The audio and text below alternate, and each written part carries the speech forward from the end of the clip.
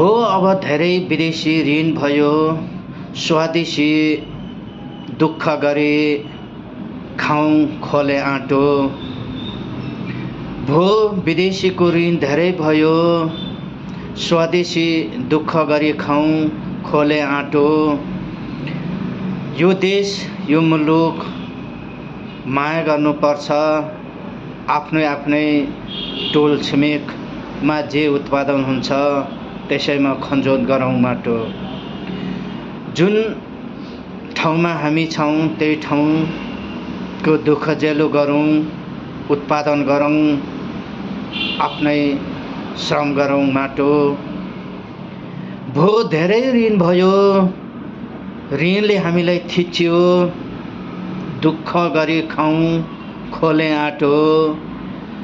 स्वदेशी आफ्नो गाउँठाउँको उत्पादन गरी खाउँ खोले आँटो, खाउँ खोले आँटो। अब हामीले सोच्नै पर्छ, बुझ्नै पर्छ के हो यी चिजहरू, तत्त्वहरू फरक। अब आफ्नै परिवेश, आफ्नो स्वाधीनता बचाउँदै आफ्नो स्वाधीनता बचाउँदै स्वदेशी। त्यसो नगरी अब हामी कुनै पनि बेला हामीलाई छरी लाउँदै बनाउने छन् हल्लुड।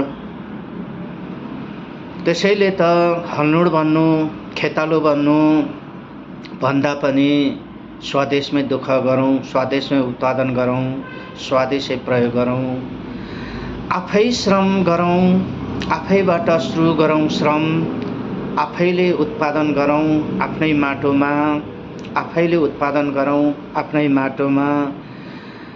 आफ्नो उत्पादनका चिजलाई स्वदेशी प्रयोग गरौँ, आफ्नो माटोमा उत्पादन चिजलाई स्वदेशी प्रयोग गरौँ।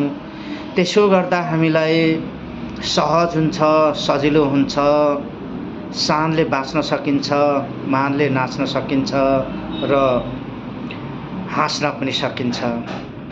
आफ्नो देशमा हाँस्न पाउनु, यो देशलाई माया गर्नु, हाम्रो देशको हिमाल हाँस्न पाओस्, हाम्रो देश स्वाधीनतामा हाँस्न पाओस्, हामी विश्वभरि शानले मानले बाँच्न पाओस्, यही कामना हामी नेपालीले गरौँ, यही कामना हामी नेपालीले गरौँ। हामी नेपाली हो, दाजुभाइ हो, हिमाल पहाड तराई कोही छैन दाजुभाइ, हामी सारा नेपाली, कोही छैन पराई। त्यसैले हिमाल पहाड तराई जुन जुन ठाउँमा हामी बसिया छौँ त्यही ठाउँमा माटोलाई उर्वर बनाऊँ,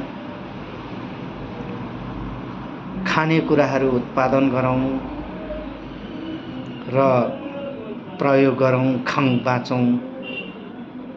किनकि हाम्रो यति धेरै उर्वर माटो भएर पनि हामीले आफ्नै स्वदेशी माटो चिन्न सकेनौँ, आफ्नै स्वदेशी माटोलाई चिन्न सकेनौँ।